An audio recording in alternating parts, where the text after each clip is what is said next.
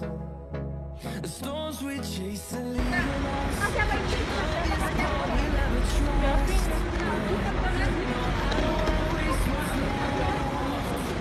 Mabe.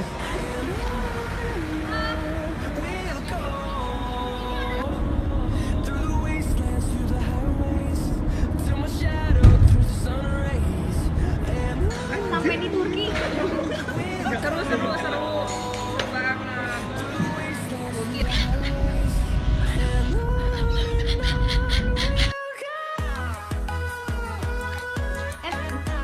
Namanya teman-teman perempuan gimana guys?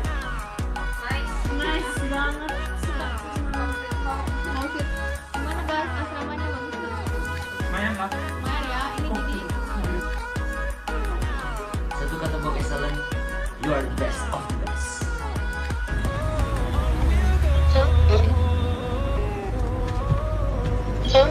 Apa lagi asing? Excellent, luar biasa. Gimana? Alhamdulillah semua sangat membantu. Mulai dari penjemputannya, membawanya ke asrama.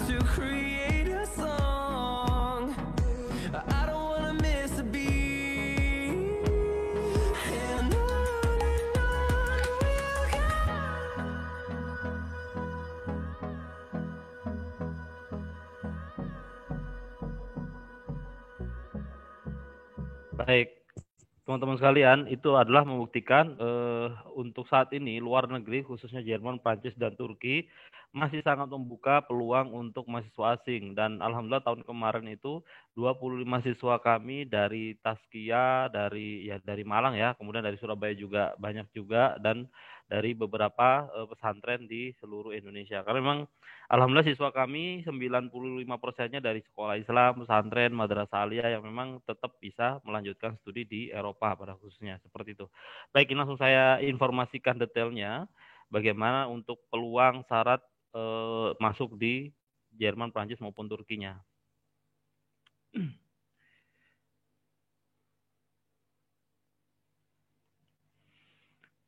Oke, baik teman-teman sekalian. Sekali lagi, ini adalah Excellent Institute didirikan oleh para alumni Habibie tahun 2011. Nah, sebenarnya awal dari berdiri kami adalah dari kekhawatiran, teman-teman.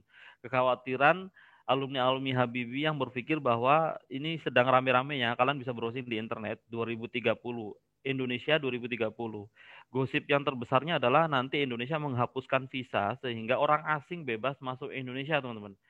Bebas masuk Indonesia, mereka cari makan, cari kerja, mereka tinggal di Indonesia, ya mereka nggak akan peduli bagaimana generasi di 2030 itu. 2030 generasi yang paling terkena dampak atau mungkin bersaing secara fair adalah generasi kalian, generasi kakak kalian dan adik kalian. Karena apa? Saat ini mungkin kalian umur 17 ya. Tambah 10 tahun berarti umur 27, 2030 kalian adalah orang-orang yang berumur produktif, 27 tahun, 26 tahun. Nggak mungkin kalian ngandelin orang tua lagi. Pak minta pulsa, Pak minta beli ini, beli itu, nggak mungkin. Saat itu kalian sudah benar-benar bersaing dengan teman-teman yang lain. Umur-umur produktif. Kalau orang tua, saya, Pak Guru, Bu Guru kalian, kita udah istilahnya umur-umur udah masa pensiun ya. Nggak mungkin bertarung lagi di era politik ekonomi Indonesia seperti itu. Nah, ini adalah kekhawatiran kami. Masa depan kalian itu masa depan bangsa kalian. Nah, teman-teman sekalian, kekhawatiran ini bertambah ketika kita melihat data 2019. Kalian bisa cek ya di Econographic mengeluarkan data ini. Anehnya tingkat universitas, lulusan tingkat universitas itu naik 25% pengangguran, teman-teman. Loh, kok aneh ya? Aneh bener. Karena apa? Kalau mungkin ya, maaf, kalau lulusan SD SMP, kalau misalkan nganggur ya wajar. Tapi kalau ini lulusan universitas yang mereka disiapkan untuk bekerja, siap untuk masuk ke dunia industri perkantoran, tapi justru naiknya signifikan. Karena apa? Sebabnya sebenarnya ada besar ya, ada dua terbesar. Pertama, keterampilan tidak sesuai dengan kebutuhan. Ini dia. Karena apa? Biasanya mereka sindrom PTN rata-rata. Saya tanya nih, kenapa kamu masuk PTN? Iya bang, asal PTN aja. Jurusannya ya bodo amat asal PTN. Orang tua kan bangga saya masuk PTN. Nah ini, jadi jurusan ikut-ikutan teman-teman. Nanti 5 tahun ke depan ya nggak sesuai dengan passion, maka keterampilannya ya nggak akan digunakan gitu karena memang mereka pas masuk universitas mereka hanya ikut-ikutan saja. Yang kedua yaitu ekspektasi penghasilan, teman-teman. Nah, ini ada 2019 awal itu ya, itu ada salah satu alumni, ya saya sebutkan saja, maaf ya, alumni UI merasa lulusan UI gajinya minta di atas 8 juta. Langsung dibully oleh netizen. Kenapa? Ya iyalah, sekarang gini, fresh graduate di universitas mau PTN PTS itu gajinya pasti berapa? 5 mentok-mentok 4-5 juta. Udah gitu. Nggak mungkin mereka digaji langsung 8 juta kecuali dia punya skill. Maka teman-teman saya jelaskan ke kalian bahwa pertarungan kalian nanti bukan cuma pertarungan ijazah mau PTN PTS. Kalau PTN tapi nggak punya bekal, ya kalah sama anak-anak PTS. Makanya pertarungan kalian adalah di soft skill kalian. 2030 kalau kalian nggak punya bekal di luar ijazah, kemampuan di luar ijazah, maka kalian akan tergerus. Kalau misalkan Pak saya lulusan ini ya, semuanya punya lulusan. Pak saya lulusan perguruan tinggi ternama ya, saya punya TOEFL, semuanya punya TOEFL. Apa yang nggak dipunyain orang lain? Nah itu intinya teman-teman. Jadi kalian harus memiliki sesuatu yang berbeda di 2030 nanti. Syukur-syukur kalian bisa mendapatkan kesempatan ini ya, lulusan luar negeri seperti itu. Nah, kekhawatiran kami adalah pertama ada di borderless countries di 2030 terjadi borderless countries secara besar-besaran. Orang asing bebas masuk Indonesia tanpa ada batas.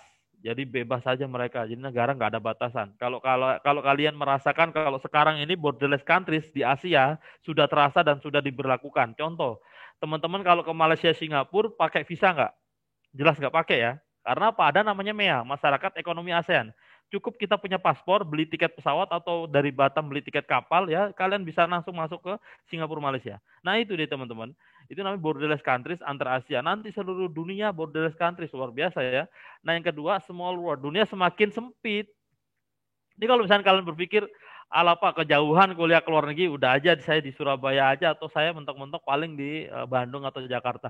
Teman-teman sekalian, sekarang dunia udah semakin sempit. Kalau kalian berpikir jauh, berarti kalian udah ketinggalan zaman. Karena apa? Sekarang ini udah masanya masa internet. Kalian bisa menghubungi orang tua setiap hari, setiap malam. Udah seperti jaraknya udah nggak ada jarak ya. Walaupun kalian di Jerman, kalian bisa sangat berkomunikasi dengan baik. Zaman-zaman dulu masih pakai telepon. Masih pakai mungkin Telegram, susah banget ya kan, telepon juga mahal, tapi kalau sekarang sudah luar biasa. Nah, yang terbesar, yang kekhawatiran kita adalah yang ketiga ini teman-teman, yaitu free competition. Orang-orang asing akan bebas masuk Indonesia, bersaing, dan kalian tidak akan bisa memilih lawan. Free competition itu ibaratnya tinju, kalau misalkan ada kelas berat, kelas bulu ya kan, nggak mungkin nih satu ring tinju, ada Mike Tyson, ada Chris John, nggak mungkin gitu ya, karena beda kelas. Nah nanti juga sama, ketika kalian 2030 umur 27 tahun, kalian udah bisa, mungkin kalian punya S2, S3 ya, kemudian atau mungkin S1 dengan bekal apapun. Kalian misalnya Pak saya lulusan Indonesia, lawan saya harus Indonesia dong, nggak bisa. Kalian nggak bisa memilih lawan, di depan kalian ada orang asing, Amerika, orang Australia, orang Singapura, mereka kerja cari makan di Indonesia, siap nggak siap, mau nggak mau ya kalian harus lawan itu. Karena persaingannya di 2030 sangat benar-benar fair teman-teman. Apa yang menjadi kemampuan kalian harus tunjukkan. Nah ini adalah Excellence Institute memberikan solusi saja. Ada beberapa negara yang sampai detik ini teman-teman membantu mahasiswa asing dan membantu mahasiswa lokal dan tidak membedakan mahasiswa asing. Seperti contoh Jerman, Prancis, dan Turki. Jerman sebenarnya saya nggak banyak ulas. Oke lah kalian bisa googling sendiri. Intinya negaranya kecil, kemudian penduduknya sedikit, sepertiga dari jumlah penduduk Indonesia, dan peringkat keempat ekonomi dunia, negara kaya juga termasuk. Dan yang penting Jerman ini punya 250 perusahaan dan punya 489 kampus negeri. Tuh, bayangin tuh ya. Kampusnya negara Jerman itu kecil banget, tapi punya 489 kampus negeri. Swastanya cuma 90-an. Bayangin kalau kita bandingkan dengan di Indonesia, kalian cek di Google atau di kemarin itu sarjana.co.id, ya kalau nggak salah. Itu kampus Indonesia, ada yang tahu nggak dari Sabang sampai Merauke jumlah kampus Indonesia berapa? Yang negerinya aja deh. Itu terdata teman-teman, dari Sabang sampai Merauke jumlah kampus Indonesia itu 97% itu swasta, 3% negeri. Tuh bayangin tuh, 3% negeri teman-teman, itu sekitar 70 sampai 80 kampus negeri, terupdate 2019 akhir itu. Saya nggak tahu, kalau sekarang mungkin bertambah paling 100, 200-an ya. Tapi tetap teman-teman, sekitar 80 kampus PTN, itu mereka teman-teman yang hanya dipertarungkan ya setiap tahun dijadikan ajang pertarungan, itu di mana? Di Pulau Jawa, sekitar 20 kampusan. Ya, kembali lagi UI, ITB, UGM, ITS yang di Surabaya. Mungkin seperti itu, teman-teman. Itu yang dijadikan ajang pertarungan. Ujung-ujungnya nggak mungkin anak-anak, oh, saya aplikasi Universitas Cendrawasih Papua. Nggak mungkin. Padahal negeri, tapi ya karena memang mungkin belum ada pemerataan di sana, sehingga orang-orang pada larinya ke Pulau Jawa. Nah, itu seperti itu. Nah, kalau di Perancis, teman-teman punya 3.500 perguruan tinggi, kalau negeri ini sekitar 150, dan 3.500 perguruan dan seluruh Indonesia, teman-teman. Ya, seluruh Perancis. Jadi kalian bisa bebas masuk di Perancis, cuman syaratnya cuma satu ya. Kalian harus bisa bahasa Perancis. Nah, ini Bang, saya nggak bisa nih. Di Kodija nggak ada bahasa Perancis, teman-teman sekalian. Kalian nggak usah khawatir ya. Siswa kami, bahkan ada sih alumni Khadijah zaman dulu ya, di Angga itu ya.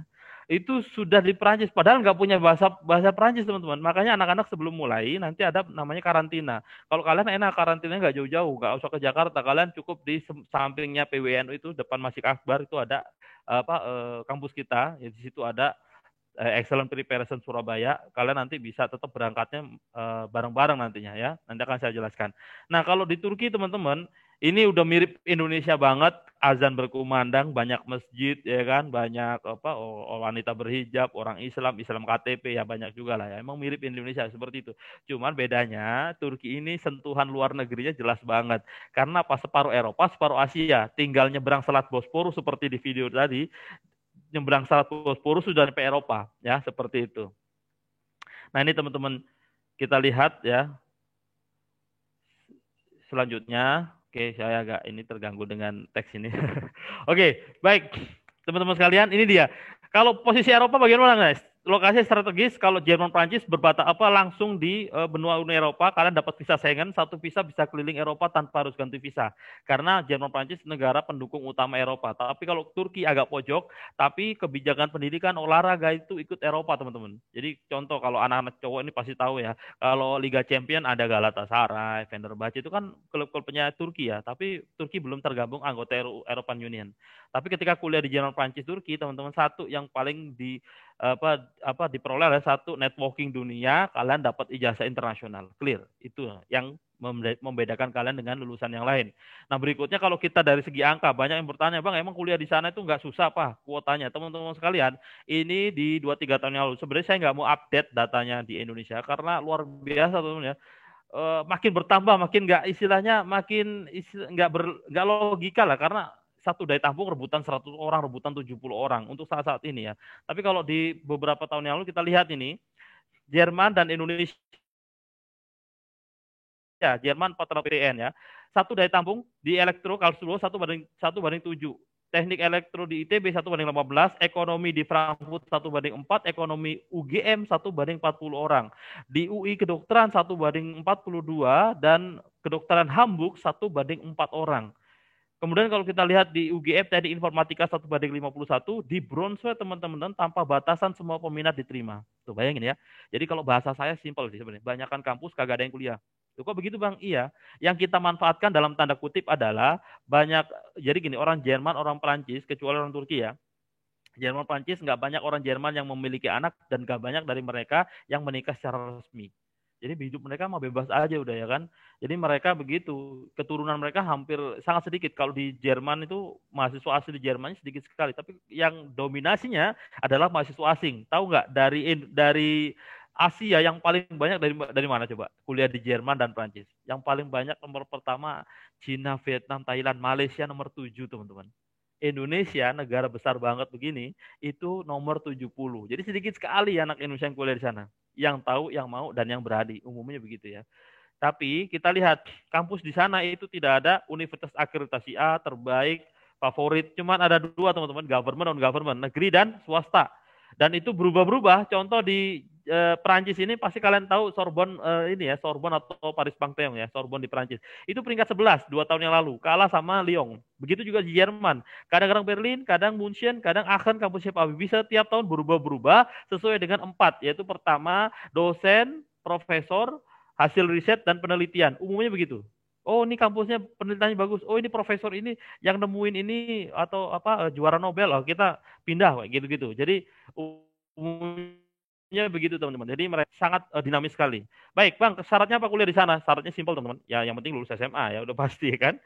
lulus SMA, dan kalau di Jerman dan di Perancis berbeda. Kalau di Jerman yang diterima hanya MA dan SMA saja, SMK D3 nggak diterima sebenarnya, cukup SMA dan MA. Jadi kemudian kalau di sana tesnya ada 2, tes bahasa Jerman dan matematik. Nah nanti semua pelatihannya ada di Excellent ya, mau bahasa Jerman, mau Perancis, bahasa Perancis, bahasa Turki, matematik Jerman, semuanya ada di Excellent Institute. Nah syarat nilainya nih, kalau di Jerman ada nilai, karena sekarang tidak ada UN, ijazah kalian harus minimal 7, sebenarnya 6 diterima. Cuman kami dari SLS itu paling lebih safe ya, lebih safe kalau mau salah satu jurusan atau kampus kalian 7 lah. Oke. Kedokteran di atas 8,5 itu ya. Kemudian kalau Prancis teman-teman itu nggak ada nilai, yang penting lulus SMA, paket C pun diterima. Dahsyat ya. Gampang banget. Bahkan paket C ini orang ya, siswa kami ada setiap tahun ada 4 orang, itu dari tahfiz Quran, kemudian dari homeschooling. Mereka yang nggak punya ijazah formal seperti kalian, itu mereka bisa berangkat ke Perancis. Kalau di Perancis tidak ada tes matematik, tesnya bahasa Perancis tok, dah itu aja, teman-teman. Nah, kalau di Turki bagaimana? Turki ini enaknya begini. Kalau di Jerman Perancis 2 jalur. Kalau di Jerman Perancis 1 jalur. Masuk kampusnya harus tes. Tapi kalau di Turki, nah ini kenapa di Turki mudah? Kalau kalian cek ya, banyak kok diterima anak Indonesia di Turki. Iya, karena gampang banget kuliah di Turki. Gampang banget, karena ada 2 jalur. Pertama jalur tes dinamakan YOS, yang kedua jalur berkas. Udah pakai rapot aja, nilai lulus sudah cukup kuliah di sana. Tapi kalau pakai YOS teman-teman, YOS ini bedanya sama jalur berkas apa? Sebenarnya sama-sama negeri, cuman kalau YOS itu diperuntukkan untuk 15 kampus terbaiknya Turki. Contoh Istanbul University. Nggak mungkin Istanbul nggak pakai ujian, teman-teman. Nanti berkasnya numpuk di sana, semua pengen ke Istanbul, ya nggak? Rata-rata kalau mau ke Istanbul harus masuk ujian YOS, dan YOS itu ujiannya aja 3, matematik, geometri, IQ. Nanti semua pelatihannya dari sini. Excellent Institute berbeda sekali, kita punya pelatihan persiapan YOS juga. Nah, kalau misalkan nilai, kalau dulu ada UN minimal 6, tapi kalau sekarang minimal di 7,0 lah ya, cukup untuk masuk ujian YOS. Nah, tapi kalau misalkan nggak masuk jalur YOS, Bang, jalur berkas sudah cukup. Saya kasih tahu, anak-anak Indonesia dari seluruh Indonesia yang mau kuliah di Turki, 98% masuk jalur berkas. Hanya 2% doang yang lolos YOS. YOS itu susah, teman-teman. Emang susah, apalagi buat anak IPS ya. Saya jujur-jujuran aja. Karena tesnya geometri, IQ, matematik. Buat anak IPS babak belur pasti ya kan. Tapi ada nggak anak yang masuk sana ya? Ada juga ya kan. Tergantung pembelajarannya mereka. Cuman rata-rata anak-anak kenapa? Bang, udah nggak usah YOS. Yang penting gue kuliah negeri di Turki. Terus kemudian nggak usah Istanbul. Kenapa? Ya Istanbul biaya hidupnya agak lumayan mahal, Bang. Udah mendingan kota-kota kecil. Pak, permisi. Waktunya kurang 1 menit ya, Pak. Oh, 1 menit. Oke, baik. Iya, Pak. Terima kasih. Ya, baik. Saya akan lanjut nih, habis ini pertanyaan ya. Oke, teman-teman sekalian, ini kenapa begitu? Biaya kuliahnya sangat terjangkau ya. Jerman, Prancis, pokoknya kalian tidak ada uang masuk, uang pangkal, uang gedung, 12 sampai 25, Prancis 8 sampai 15 juta udah all in. Ini uang langsung lulus, bukan per semester. Ketika kalau di luar negeri yang lain seperti ini. Nah, biaya hidup juga sama teman-teman. Bandingkan sendiri kalau kalian ngekos di Indonesia, itu hampir 2 sampai 5 juta. Tapi kalau di Jerman Prancis cukup 5 sampai 8 juta, itu udah all in, normal, udah makan, tempat tinggal, transport, segala macamnya. Jadi makanya saya bilang, ini kalau di Jerman Prancis sangat worth it dari biaya kuliah dan biaya hidupnya, teman-teman. Itu sangat terjangkau. Kalau Turki sebenarnya sudah nggak perlu diperdebatkan lagi. Turki tidak ada uang pangkal, hanya uang semester. Cukup 1 juta sampai 6 juta rupiah per semester, kota kecil, kota besar. Kalau di kedokteran 4 sampai 10. Biaya hidupnya mirip biaya hidup di Surabaya kalau kalian ngekos. 2 juta sampai 5 juta udah hidup di Turki, enak sekali. Baik, itu yang bisa saya sampaikan teman-teman. Nanti diskusi saja bagaimana kuliah di sana. Tapi intinya teman-teman, kalian akan mendapatkan peluang-peluang yang banyak kalian tidak akan didapatkan di Indonesia. Pertama, kerja part time, full time. Jadi alhamdulillah siswa kami 45% nggak ikhwan, nggak akhwat, nggak cowok, nggak cewek. Mereka tidak pernah diminta orang tua lagi untuk biaya hidupnya, karena sudah punya pekerjaan di sana, sambil kuliah, sambil bekerja. Baik, itu yang bisa saya sampaikan teman-teman. Nanti informasi detailnya sebenarnya kalian bisa mampir-mampir saja ke tempat kita di Excellent Institute di Surabaya. Untuk lebih lanjut bisa nanti dihubungi di Excellent Institute. Terima kasih banyak. Assalamualaikum warahmatullahi wabarakatuh. Waalaikumsalam warahmatullahi wabarakatuh. Terima kasih untuk Pak Doni sudah memberikan info kepada kami. Keren sekali ya presentasi dari Pak Doni. Semoga memberikan banyak manfaat kepada kami. Untuk teman-teman yang mau bertanya bisa langsung chat di room Zoom. sesuai format yang sudah diberitahukan pertama tadi, teman-teman juga bisa tanya, mungkin ada yang mau tanya tentang beasiswa yang ada di sana ada apa aja, atau mungkin di sana itu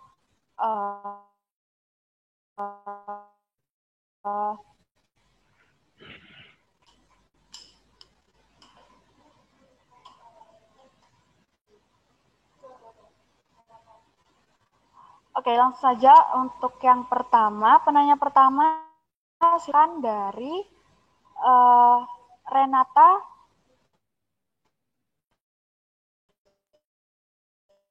Bisa on mic.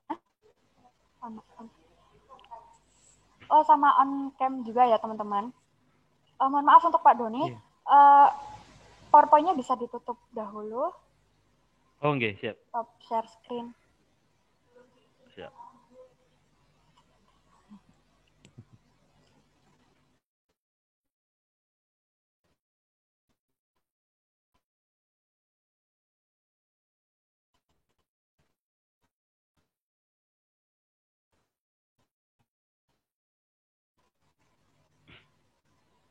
Untuk di Excellent Institute, apakah juga kita diwadahi untuk diarahkan mengambil beasiswa?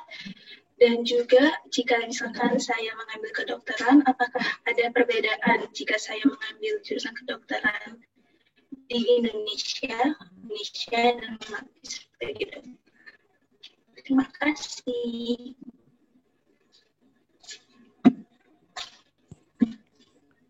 Oke, langsung saya jawab ya. Baik, buat Renata untuk oke ya, agak delay nih. Baik teman-teman, buat untuk Renata tadi dari segi persyaratannya, tapi kalau untuk beasiswa, saya yakinkan teman-teman kalau di Jerman, Perancis itu tidak ada beasiswa S1. Gitu ya. Jadi tidak ada beasiswa S1, adanya beasiswa S2, S3 melalui Erasmus Mundus atau kalau di Indonesia dinamakan LPDP. Nah, itu kalian bisa apply nanti. Tapi kalau untuk di Turki, nah ini spesialnya nih buat siswa-siswa kami yang kuliah di Turki, karena di Turki membuka beasiswa Bushleri atau dinamakan YTB. Ya memang sih susah sekali ya beasiswa itu. Pokoknya yang namanya beasiswa susah lah ya. Contoh di YTB ini Turki itu yang daftar 6.000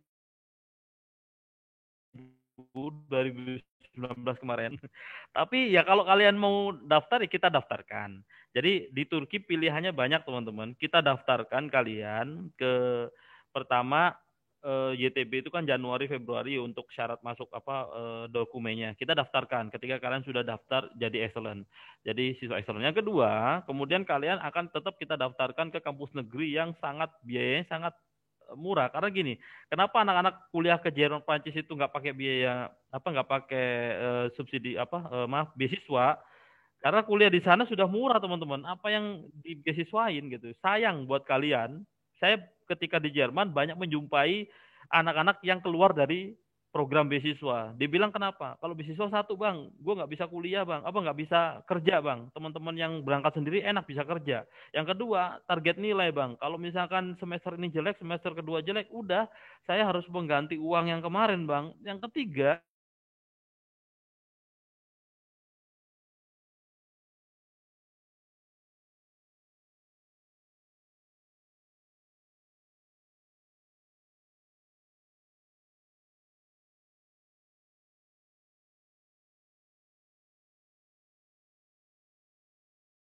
subsidi pemerintah sudah cukup. Di Turki biaya kuliahnya cukup 2 juta per semester teman-teman. Di Sakarya University, di Banderma, di Sulaiman Demirel itu nggak ada lagi biaya kuliah gitu. Cukup 2 juta sampai 3 juta. Kedokteran pun mahal-mahal 6 juta per semester kalau di situ. Coba mau di biaya kuliah apa? Biaya hidup. Kalian bawa duit 3 juta, 4 juta di Turki udah cukup. Makan, tempat tinggal, kesehatan, transport. Daripada beasiswa mendingan kalian terikat ya, daripada terikat beasiswa mendingan kalian bebas, kalian bisa berkarya, kalian bisa melakukan apapun di sana. Nah, itu yang saya informasikan ya. Oh ya, yang satu lagi, kedokteran beda nggak ya? Beda ya. Kalau kedokteran beda. Kalau di Indonesia dengan di Jerman beda. Karena apa ya? Karena siswa Indonesia Excellence Institute kemarin beberapa tahun yang lalu diundang oleh ID waktu di mana di RSCM itu mengungkapkan bahwa ID kenapa lulusan luar negeri harus ada penyetaraan di Indonesia. Karena apa? Pertama beda iklim. Yang kedua ya studi penyakit adanya di Indonesia. Umumnya begitu, makanya ada penyetaraan. Dan penyetaraan itu paling lama 8 bulan atau 1 tahun. Tergantung biasanya lulusan, tapi mereka menyebutkan kalau lulusan Jerman itu hanya biasanya umumnya 8 bulan doang. Karena memang ya alat-alat yang sudah dipergunakan di Indonesia, obat-obat yang dipergunakan di situ itu udah umumnya dari Jerman semua. Makanya anak-anak lulusan Jerman hanya studi penyakit mungkin ya seperti itu ya bahasanya, sekitar 8 bulanan untuk penyetaraan. Dapat sertifikat penyetaraan maka dia bisa praktek atau bekerja di instansi pemerintah atau di rumah sakit. Begitu sih gitu ya. Jadi itu yang bisa saya jawab. Silakan ada pertanyaan lagi atau sudah cukup, nggak tahu ya.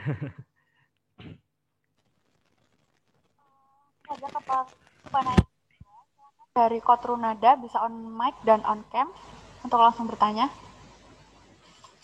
Baik, Assalamualaikum warahmatullahi wabarakatuh. Saya Kotrunada Sasabila dari 12 IPA 4. Mohon izin untuk bertanya. Dari alumni Excellence Institute ini, pengalaman apa aja sih yang bisa di-share ke kita yang buat kita itu bisa tertarik untuk join di Excellence Institute gitu. Seperti itu. Terima kasih. Pengalaman ya. Jadi sebenarnya saya mau ngasih share video 1-2 menit ini pengalaman anak-anak alumni. Jadi teman-teman gini ya, kalau di Jerman, Prancis, satu keuntungannya anak-anak itu umumnya mereka bisa pas kerja semester. Jadi kalau di Jerman itu dan Prancis dan Turki ada 90 hari dalam setahun anak-anak boleh bekerja. Karena ada 3 musim, musim yang paling ditunggu yaitu musim summer, musim winter. Terjadi bulan Maret, bulan Mei, Juli, Agustus, September. Nah, 3 bulan, 2 bulan musim panas, 1 bulan musim dingin. Umumnya begitu. Nah, anak-anak biasanya pada saat musim-musim libur itu, jadi sekolah libur, pabrik, restoran, industri, perkantoran, semuanya libur teman-teman. Karena musim panas, musim dingin. Nah, menggantikan orang-orang anak-anak Indonesia itu menggantikan orang Jerman sedang cuti kerja, orang Prancis, orang Turki yang sedang cuti kerja, sehingga mereka lumayan 1 jamnya aja anak-anak kerja itu paling rendah di sana gajinya itu 10 sampai 20 euro. 10 euro kalau dikalikan 15.000 aja 1 euronya itu 150.000 sejam teman-teman. Sedangkan kalian part time itu full time itu boleh ya karena kalian libur boleh 8 jam 7 jam. 8 jam dikali 10 udah 80. 80 itu berapa? Sekitar 1.300.000 sehari kalian gajinya. Itu udah paling rendah dianggapnya orang Jerman. Tapi buat mahasiswa kami ya Allah luar biasa. Makanya saya bilang ketika kuliah di sana kalian bisa mendewasakan diri dengan baik. Ya nggak perlu ngandelin orang tua lagi. Kalian sudah benar-benar mandiri sekali lah di sana ya. Ya keunikannya kalian bisa mengikuti banyak training, studi, exchange ya. Kemudian kalian praktek-praktek di banyak negara karena visa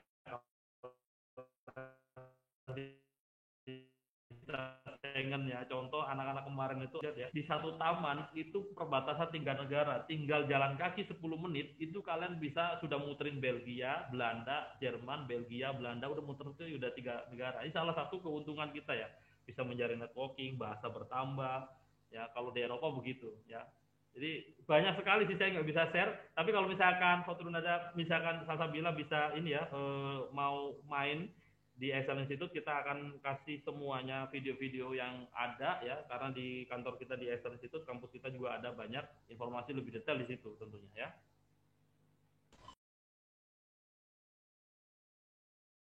Oke, siap. Assalamualaikum warahmatullahi wabarakatuh. Bapak Ibu kepala sekolah, Bapak Ibu guru yang sangat kami hormati, kemudian dari panitia EduFair yang sangat luar biasa, yang juga kami hormati, dan adik-adik sekalian, para siswa yang saya banggakan, saya cintai. Saat ini saya mewakili Gajah Mada untuk menyampaikan profil tentang Gajah Mada. Ya, saya akan bagi menjadi 2 bagian. Bagian pertama adalah tentang bagaimana fasilitas dan Gajah Mada secara profilnya. Yang kedua tentang PMB. Yang kita tahu UGM, PTNBH dan masuk sistem nasional. Dan nanti diakhiri dengan beberapa data kemarin tentang UGM. Saya didampingi oleh sahabat saya, Pak Ahmad Sulaiman dari DPP UGM. Jadi kami full ini ya, kami siap. Jadi kalau ada pertanyaan yang teknis, maka ini Pak Ahmad Sulaiman itu sengaja kita hadirkan juga karena beliau yang menguasai materi tersebut. Izinkan saya untuk share screen, ya. Baik. Oke, sudah bisa melihat share saya? Sudah? Sudah, Mbak? Sudah, oke, good. Baik, saya akan memulai ini dengan informasi ragam seleksi dari program studi di Gajah Mada. Nah, ini CV saya. Saya sekarang dosen S1, S2, S3 di Pascasarjana Gajah Mada. Saya kebetulan asesor bahan PT, saya auditor jaminan mutu UGM, saya anggota komisi bibit, komisi ahli di kementerian, dan sekarang saya di samping dosen adalah wakil dekan akademi kemahasiswaan. Background pendidikan saya S1 di FK UGM, S2 di UGM, S3 di Jepang, kemudian postdoc saya di Western Australia, Perth Australia, dan di sini University Australia. Nah ini sekilas tentang saya yang. Nah baik, saya akan coba untuk share ini sedikit video tentang UGM. Ini adalah PPSMP UGM kemarin. Meskipun daring, kami buat yang mewah gitu, sehingga ini para dekan. Kami, segenap keluarga besar alumni Universitas Gajah Mada mengucapkan selamat datang di kampus perjuangan. Selamat menjadi Gajah Mada Muda. Selamat datang Gajah Mada Muda di PPSMP UGM 2020. Gemilang budaya song-song dunia.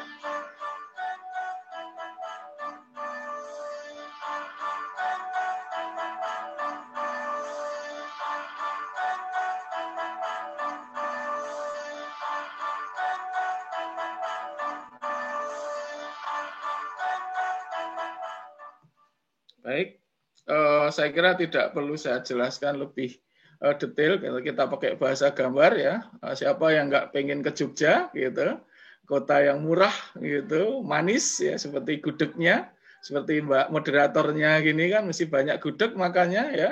Kalau ke Jogja nanti makin manis, kemudian orangnya ramah gitu ya, agak sok kenal sok akrab, tapi itulah gaya Jogja. Sehingga tidak ada orang ke Jogja yang tidak betah. Kalau perlu cari pasangan di Jogja, itu gaya Gajah Mada ya. Baik, kemudian saat ini kita adalah ranking ke-57 dunia. Ya, kalau di Indonesia enggak usah ditanya lagi ya toh. Kita ranking berapa? Ya universitas terbesar tertua di negeri ini adalah di Gajah Mada. Nah, kami tunggu teman-teman ada di Gajah Mada. Kita adalah juara umum PIMNAS. Prestasi tertinggi untuk karya ilmiah bagi mahasiswa itu adalah Pekan Ilmiah Nasional. Dan kita juara berturut-turut, ya, sehingga kita menjadi juara umum 2018, 19, dan 20. Jadi bagi para siswa yang suka meneliti, suka berkarya, inilah di Gajah Mada kita bisa menunjukkan. Nah inilah wajah-wajah yang diterima tahun kemarin, gitu. Pertanyaan adalah who's next? Siapa yang akan ada di situ dengan wajah ceria, ya? Ketika ada sekitar 70 pendaftar, tapi yang diterima paling cuma 6.000. Jadi keren banget itu, gitu kan? Dari 70.000 yang dibuang 60.000 lebih. Jadi yang masuk Gajah Mada adalah wajah-wajah yang seperti ini dan kalian adalah calon-calon yang akan ke kami. Mari kita lihat sedikit profil Gajah Mada. Nah inilah gaya Gajah Mada, ya, lembut, nyaman, gitu. Nah ini adalah di gedung pusat UGM yang fenomenal. Selesai lalu isinya pokoknya lembut, nyantai, hijau, green, gitu. Apalagi Surabaya yang agak panas gitu kan, Kemudian tapi masakannya Surabaya paling top memang ya, rujak cingur gitu kan. Kemudian soto soto Lamongannya gitu, dan lain-lain ya. Sego sambelnya ya, Mak Yeye gitu ya, lempuyangan. Mana Wonokromo, waduh gitu ya, nggak ada duanya. Nah, tapi gaya Jogja seperti ini, ya, duduk ya, di rumput, inilah gaya kami gitu. Ya, inilah gedung yang ini adalah Pak Nano, karena Pak Presiden juga lulusan Gajah Mada. Nah, inilah gedung heritage, gedung pusat, gedung yang nggak pakai AC tapi selalu sejuk ya. Nah, inilah gedung pasca kami juga ya. Silahkan ada yang milih. Inilah siapapun yang suka ingin menjulang tinggi dengan keilmuan, semuanya ada. Yang robot, kemudian yang tentang biologi ya, tentang mobil balap listrik dan sebagainya. Inilah laboratorium di Gajah Mada. Nah, ini fasilitas kesehatan. Kami gratis semuanya. GMC Health Center, kemudian ini Rumah Sakit Akademi UGM, kemudian tempat gimnastik dan sebagainya, pusat pelayanan mahasiswa. Nah, inilah tempat yang favorit. Bagi yang stres ditinggal pacar, mesti ke sini, gitu kan ya. Karena di sini itu ada lembah UGM, ya, ada Wisdom Park. Nah, jadi kalau lagi ditinggal ya kita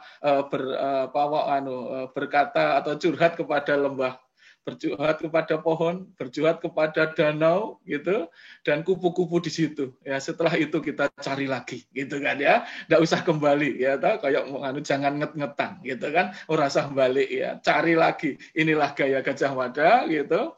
Nah, inilah kalau yang bingung cari kos-kosan, nah kami punya apartemen mewah.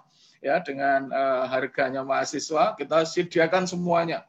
Bagi yang pengen ke apartemen atau pengen ikut suasana Jogja, nanti ada di kos-kosan sekitar kampus. Tapi kalau pengen di apartemen, kita ada semuanya. Nah, UGM Resident, nah sekarang kita masuk ke program studi. Kami punya sarjana terapan, 21 prodi, sarjana terapan itu di 4. Jadi UGM sudah tidak ada di 3. Program sarjana ada 69, profesi ada 10 program. Program masternya ada 92 prodi, doktornya 49 prodi, spesialis 26 prodi, subspesialis 4 prodi. Jadi nanti ketika Anda memilih, ya pilihlah prodi, bukan memilih fakultas. Ini yang perlu saya sampaikan. Jadi kalau mau buka website, cari website prodi, ya program studi. Karena program studi misalnya ini sarjana ya, di ekonomika dan bisnis, itu kita punya 3 prodi, akuntansi, manajemen, dan ilmu ekonomi. Ini beda-beda nanti, kompetisinya beda, RPK pembelajarannya beda, gitu. Nah, Anda harus lihat di situ. Tapi ada yang hanya punya 1 prodi, seperti Fakultas Hukum itu hanya 1 prodi, prodi hukum. Psikologi ada 1 prodi, prodi psikologi. Kedokteran hewan juga hanya 1 prodi, ya. Tapi kalau sospol ini Anda lihat ada 6 prodi. Ya, kalau ilmu budaya itu malah lebih banyak lagi. Nah, inilah beberapa prodi yang ada di UGM. Kehutanan 1 prodi, pertanian itu ada berapa itu? 5 tambah 4, 9 prodi. Teknologi pertanian ada 3 prodi. Nah, ini yang saya sampaikan. Jadi nanti jangan salah Anda memilih prodi. Jadi sama-sama di kedokteran gigi, maka akan ada 2 prodi, yaitu kedokteran gigi dan prodi higiene gigi. Kalau di MIPA, Anda ada beberapa prodi. Fakultas Teknik yang paling besar jumlahnya, ya, mereka mempunyai prodi yang paling banyak. Tentunya daya tampungnya juga paling besar untuk Fakultas Teknik. Jadi ibaratnya 1 program studi seperti teknik sipil itu seperti 1 fakultas. Ya. Nah, kemudian untuk program studi D4 yang dulu D3, sekarang namanya sarjana terapan, ya, itu ada Saintek, yang yaitu manajemen informasi kesehatan, teknologi mesin, dan sistem informasi geografis. Yang Soshum juga ada di 4, yaitu akuntansi sektor publik, pengembangan kewilayahan, dan seterusnya. Yang perlu saya sampaikan, apa bedanya antara yang sarjana terapan dengan sarjana yang tidak terapan. Kalau yang sarjana terapan itu kebanyakan adalah secara umum lebih khusus kemampuannya. Seperti ini, perbankan, ya dia hanya perbankan. Tapi kalau fakultas ekonomi, maka bisa perbankan, bisa accounting yang lain, bisa di dagang, dan sebagainya. Nah, jadi ini lebih spesifik untuk sarjana terapan. Nah, untuk lebih lengkap silahkan kunjungi laman UM-UGM ACID ya untuk update informasi terbaru tentang PNB UGM. Kami informasikan bahwa pengumuman itu begitu cepat berubah ya aturan-aturan, sehingga saya minta teman-teman untuk selalu update setiap hari. Kalau perlu laman ini menjadi laman desktop Anda, sehingga setiap pagi kalau buka adalah buka laman ini, karena sekali lagi supaya tidak kehilangan momentum. Nah, untuk tahun 2021 ada perbedaan yang mendasar. Kalau dulu sarjana terapan itu hanya mandiri UGM. Tapi untuk sekarang sarjana terapan atau D4 masuk SMPTN, SBMPTN, dan mandiri. Kalau sarjana sejak dulu sama, yaitu nasional dan mandiri. Nah, ini untuk UGM bahwa untuk SMPTN, jadi programnya itu kan ada 3, ya SMPTN yang diatur oleh sekolah dengan pusat, ya, jadi UGM tidak ikut-ikut, dengan nilai rapot plus prestasi, yang lalu dulu disebut dengan undangan, sekarang namanya jalur SMPTN. Itu kursinya 25%. Jadi kalau misalnya dalam satu prodi ada 100 kursi, maka yang SMPTN itu 25 kursi. Nah, seandainya Anda itu misalnya SMPTN belum masuk, jangan rendah diri atau berkecil hati. Anda punya kesempatan SBMPTN dan mandiri UGM. Ya, SBMPTN itu memakai UTBK, ujian tulis berbasis komputer. Nanti setelah UTBK, Anda akan tahu nilainya, lalu dipakai untuk mendaftar prodi mana yang diinginkan. Ini seperti masuk SMA dengan NEM itu. Nah, kursinya untuk UGM itu 35%. Nah, kalau misalnya di 2 kesempatan ini masih belum berhasil, Anda bisa masuk di jalur mandiri. Dan itu kursinya 40%. Yang ingin saya sampaikan, sampai saat ini, mandiri UGM berbeda dengan mandiri-mandiri yang dipahami. Ini penting ini mohon untuk diperhatikan.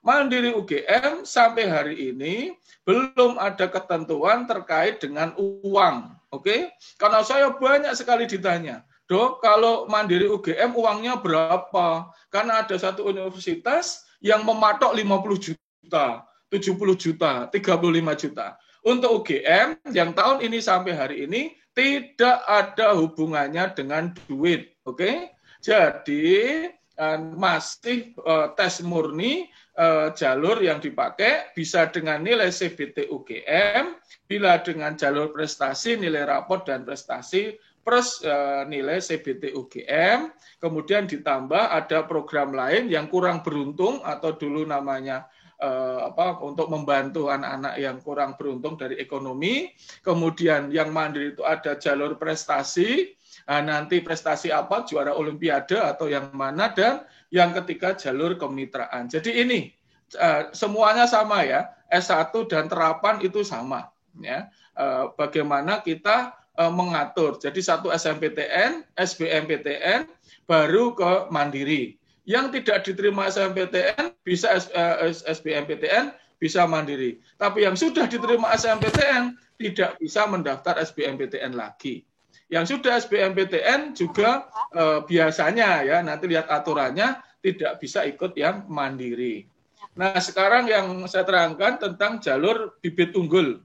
Nah, jalur bibit unggul atau jalur prestasi itu memakai akademiknya rapot, non-akademiknya adalah portofolio. Nah, siswa kelas terakhir SMA, SMK atau MAN tahun 2021 dapat memilih 2 program studi. Cuman memang jalur prestasi ini kursinya itu tidak sebanyak jalur yang umum. Nah, untuk perusahaan jalur prestasi ini, nilai semata rapot +1/4 dan khusus akselerasi sama dengan semester 5. Kalau yang rapot itu sampai semester terakhir. Termasuk 20% terbaik di kelasnya dan 50% terbaik di kelasnya. Bahwa yang tidak. Ya, Pak, mohon maaf untuk waktu presentasinya, kurang 3 menit lagi ya Pak. Oke, Nah, ini kemudian saya yang jalur JBT, ada ujian tulis ya, untuk saintek, ujian sosial humaniora, dan campuran. Nah, kemudian materi ujiannya, ini ada saintek, sosum, dan campuran. Yang saintek kita tahu fisika, kimia, biologi dan seterusnya. Kita sama dengan yang dulu ya. Soshum juga sejarah, geografi, ekonomi, dan yang campuran itu campuran antara Saiktes dan Soshum. Nah, pilihannya adalah untuk program sebanyak-banyaknya 2 prodi. Kalau hanya memilih 1 prodi itu dapat lulus sarjana atau diploma, itu yang penting. Pendaftaran ini ya hanya 325.000, kemudian verifikasi 225.000 di bank-bank yang seperti ini. Ya, ini ada bank umum, bank BUMN. Kemudian ada UGM jalur IUP, kita punya beberapa international undergraduate program. Ya, ini programnya berbeda jadwalnya dengan yang tadi. Nah, ini ada ekonomi, hukum. Nanti lihat saja di websitenya yang IUP ini, ya International Undergraduate Program. Seleksinya nanti ada waktunya tersendiri, tidak bareng dengan SBMPTN. Yang penting adalah ada TOEFL, kemudian memang biayanya berbeda per semesternya. Ya, gelombang 1 ini, gelombang 2 ini, dan gelombang 3 sebelum seleksi mandiri. Nah, ini aktivitas ya, ini saya kira tidak perlu detail. Ada 1:33 karena banyak sekali. Nanti bisa dilihat karena sudah saya berikan kepada panitia. Cuman ada saya garis bawahi 1, perbandingan di atas dapat sebagai bahan pertimbangan, yaitu jumlah terima dengan pendaftar. Tapi tidak serta-merta selalu menunjukkan tingkat kompetensi. Nilai yang mendaftar antar prodi tidak diketahui. Skor kompetensi yang rendah dapat lupa jika yang perlu adalah nilai yang tinggi. Misalnya prodi X 120 tapi nilainya 400. Prodi Y 1:30 tapi nilai maksimalnya 400. Nah, ini berarti yang X meskipun kompetisinya rendah, dia lebih berat karena bersaing di tinggi. Misalnya ini lagi, UGM 1:20. Universitas X itu 1:40. Seakan-akan UGM itu lebih rendah kompetisinya. Tapi di UGM saya beritahukan nilai terendah UTBK itu 600 lebih. Jadi kalau yang punya nilai di bawah itu tahun yang lalu tidak bisa masuk di UGM. Nah, ini yang perlu saya terangkan. Nah, terakhir catatan pentingnya jangan pernah percaya pada orang yang mengaku bisa masuk di UGM. Tidak ada pungutan selain yang di laman UGM. UGM tidak mengenal calon mahasiswa cadangan atau transisi. UGM hanya menerima masuk S1 dan D1 pada semester gagal atau ganjil. Informasi dari bimbingan tes mohon dikaji kebenarannya karena banyak yang hoax. Kalau ada informasi lihat laman UM-UGM atau LTMPT. Nah, ini kontak panitia bisa dilihat sebentar atau difoto kalau tidak jelas, dan thank you. Ditunggu di Jogja, di Gajah Mada. Demikian karena ada keterbatasan waktu, setelah cepat kalau ada pertanyaan nanti bisa kita jawab. Demikian saya kembalikan kepada moderator. Saya akhiri, banyak salah mohon maaf. Assalamualaikum warahmatullahi wabarakatuh. Baik, tadi sedikit kalau saya nggak salah, apa saja prestasi yang bisa dihitung untuk SMPTN masuk di UGM. Nanti secara detail Pak Ahmad Sulaiman akan menjelaskan prestasinya. Ya, saya akan menyampaikan bahwa SMPTN itu jalur yang di awal itu nilai-nilai tidak ada hubungannya dengan UGM. Karena itu yang mengupload adalah dari sekolah masing-masing ke panitia pusat. Nah, cara perhitungannya ya mestinya panitia pusat punya rumus-rumusnya. Misalnya SMA-nya itu ranking berapa, kemudian SMA itu lulusannya yang di UGM ada berapa, misalnya kayak gitu. Lalu koefisiennya berapa. Nah, itu ada perhitungan di sekolahnya. Nah, saya jawab karena ada banyak WA masuk. Apakah yang diterima itu hanya dari provinsi DIY ya, karena UGM di Jogja, SMA Jogja? Jawabannya tidak. UGM itu tidak ada zonasi. Dan UGM itu menyeleksi mahasiswa masuk berdasarkan nilai, tidak pemakai meteran, gitu ya. Worong meter, telung meter itu enggak UGM ya. Mau 1 kilo, 1000 kilo, kalau memang dia memenuhi syarat pasti akan masuk. Nanti setelah SMPTN diumumkan, Anda akan mendapatkan semacam pengumuman atau voucher lah bahwa Anda bisa memilih prodi yang di mana. Yang menentukan itu adalah panitia pusat dengan SMA. Jadi kuncinya SMA 1 dia tidak boleh salah memasukkan nilai. Kalau yang kami mohon untuk yang SNMPTN ini jangan pindah jalur ya, disarankan karena nanti yang jalur IPS itu ada nilai-nilai anak IPA masuk IPS itu ada nilai-nilai mungkin yang kurang yang disyaratkan. Begitu saran Bapak, saya. ini... Monggo Pak Ahmad Sulaiman. Sebentar, ini Pak Ahmad. Silakan ya, ditambahkan Bapak. Prestasinya. Baik, terima kasih Pak Agung. Jadi betul disampaikan Pak Agung tadi bahwa untuk SNMPTN ini memang yang menjadi fokus atau yang menjadi pertimbangan utama adalah prestasi, ya, prestasi raport maksudnya selama dia SMA kelas 1 sampai kelas 3. Nah, nanti untuk kejuaraan-kejuaraan atau misalnya sertifikat itu istilahnya sebagai penambah poin saja, jadi bukan yang utama. Nah, nanti yang bisa dijadikan sebagai pertimbangan adalah mereka yang mempunyai kejuaraan paling tidak di levelnya provinsi. Ya. Level provinsi itu juara 1 harus ya. Kemudian nanti untuk yang nasional bisa juara 1, 2, atau 3. Yang untuk internasional, misalnya dia juara internasional, itu bisa semifinal pun sudah bisa ya, sudah bisa untuk dimasukkan. Jadi sekali lagi menjadi perhatian adalah untuk SNMPTN tetap nanti menjadi pertimbangan utama adalah nilai ya, prestasi raport, kemudian untuk yang sertifikat kejuaraan atau prestasi itu nanti sebagai penambah nilai gitu ya. Jadi bukan penentu utama. Baik, benar tadi yang disampaikan Pak Agung bahwa UGM tidak pernah memandang dari mana dia, suku apa ya gitu. Yang penting asalkan prestasi dia memang memenuhi syarat, nilai dia bagus, itu yang akan diterima. Bukan dari mana dia berasal, bukan dari suku apa, karena UGM adalah universitas kerakyatan, universitas nasional, punya semua bangsa Indonesia. Itu Pak Agung ya. Terima kasih, dan juga tidak dihitung followernya di Instagram. Nah, betul ya. Pak Agung. Ya. Di YouTube itu tidak ada, gitu ya. Berapa K gitu ya Pak? Ya, tidak dihitung ya. Jadi santai aja yang nggak bisa Instagram gitu, tidak dihitung followernya. Lalu sekali lagi, apakah bisa lintas jurusan? Bisa, tapi disarankan tidak. Karena nanti yang IPA ke IPS ada syarat-syarat mata pelajaran IPA yang tidak diambil oleh IPS. Nah, itu biasanya akan merugikan dari siswa itu sendiri. Begitu ya, Mbak Karisa Yumna, terima kasih. Monggo yang lain, silakan. Oke, apakah masih ada yang bertanya?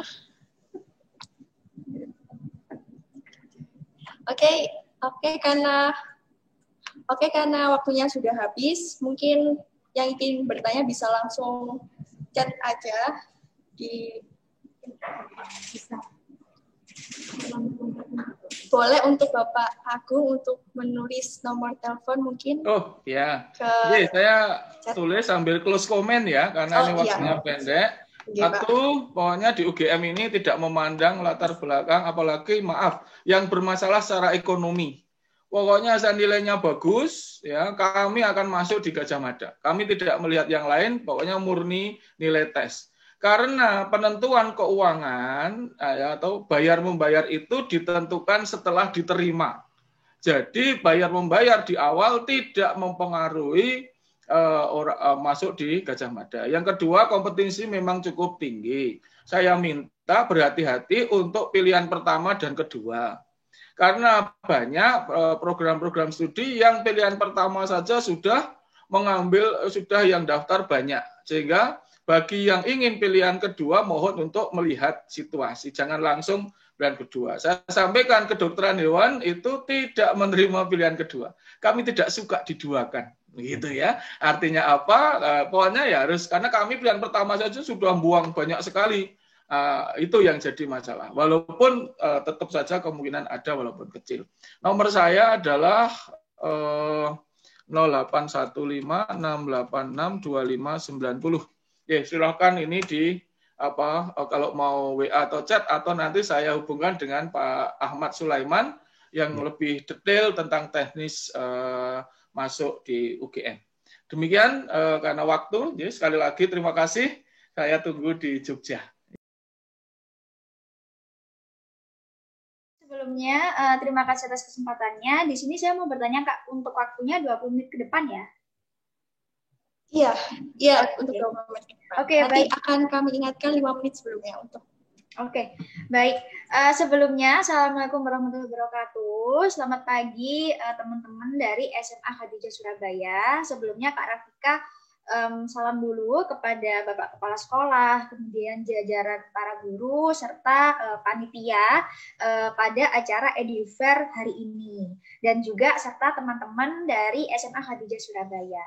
Nah, di sini kakak perkenalan dulu, nama kakak Kak Rafika. Di sini Kak Rafika adalah tim perwakilan promosi dari ST Perbana Surabaya yang hari ini akan menyampaikan beberapa informasi terkait dengan info kampus, kemudian terkait dengan jalan masuk pendaftaran, dan beberapa terkait informasi lainnya. Oke, baik. Sebelum Kak Rafika izin share screen, karena memang ini waktunya terbatas, Kak Rafika ingin share terkait dengan link presensi yang Kak Rafika akan kirim di kolom chat. Nah, jadi sembari kalian bisa mendengarkan presentasi, kalian juga bisa sekalian untuk mengisi presensi yang sudah Kak Rafika bagi di room chat. Oke, sudah Kak Rafika kirim di chat, jadi kalian bisa isi untuk presensi tersebut. Oke, Kak Rafika izin share screen terlebih dahulu.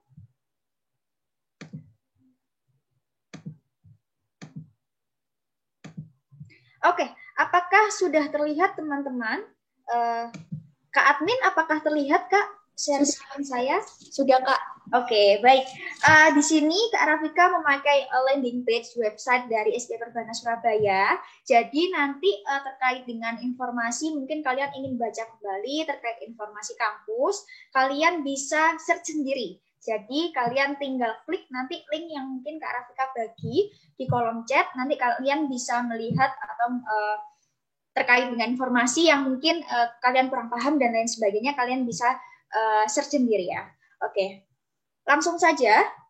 Di sini Kak Rafika akan membagikan informasi terkait dengan SD Perbana Surabaya. Memang SD Perbana Surabaya ini adalah salah satu perguruan tinggi swasta yang ada di Surabaya. Nah, mungkin teman-teman di SMA Khadijah Surabaya sebagian besar mungkin berdomisili di Surabaya. Ada beberapa yang mungkin sudah tahu terkait dengan SD Perbana Surabaya, atau mungkin sudah tahu lokasinya tapi belum tahu program studinya, atau mungkin yang lainnya. Nah, di sini Kak Rafika ingin memberikan informasi terlebih dahulu terkait dengan informasi lokasi kampus. Jadi memang SD Perbana Surabaya mempunyai dua kampus, teman-teman. Yang pertama adalah kampus 1 yang ada di Jalan Mindan Semolo nomor 3436 Surabaya, dan juga lokasi kedua adalah kampus 2 yaitu di Jalan Wonorejo Utara nomor 16 Surabaya. Nah, namun kedepannya nanti saat ini kita sudah move ke kampus 2, jadi nanti pusatnya itu adalah di kampus 2. Yang sebelumnya adalah pusatnya di kampus 1,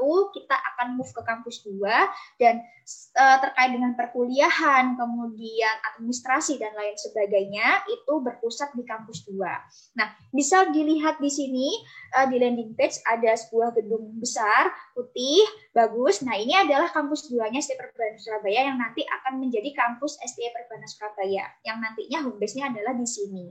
Jadi buat teman-teman yang pengen main-main atau pengen tahu nih terkait dengan gimana sih bentukan tempat kuliahnya SD Perbana Surabaya, gimana sih gedung dan lain sebagainya terkait dengan SD Perbana Surabaya, silahkan kalian main-main ke kampus SD Perbana Surabaya di Jalan Wonorejo Utara nomor 16 Surabaya. Nah, itu adalah sekilas terkait dengan informasi lokasi SD Perbana Surabaya. Nah, di sini SD Perbana Surabaya mempunyai moto, yaitu kampus perbankan dan bisnis unggulan. Pilihan cerdas pasti SD Perbana Surabaya. Nah, mungkin Kak Rafika bisa nilai buat teman-teman sekarang yang kelas 12, pastinya ada beberapa yang sudah ada pandangan ingin nantinya melanjutkan pendidikan ke perguruan tinggi atau universitas mana. Di mana Kak Rafika juga yakin ketika kalian memilih sebuah perguruan tinggi atau universitas, pastinya kalian mempunyai alasan yang bagus kenapa kalian memilih perguruan tinggi tersebut. Nah, di sini Kak Rafika juga bisa memberikan kalian rekomendasi untuk kalian bisa melanjutkan pendidikan di SD Perbana Surabaya. Tentunya juga dengan beberapa keunggulan seperti itu. Nah, kenapa sih kalian harus memilih SD Perbana Surabaya? Seperti itu. Nah, SD Perbana Surabaya merupakan sekolah bisnis unggul di Indonesia yang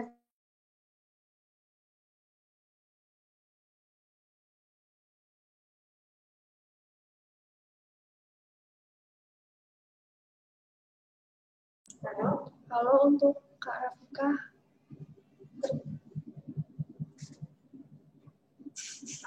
koneksinya.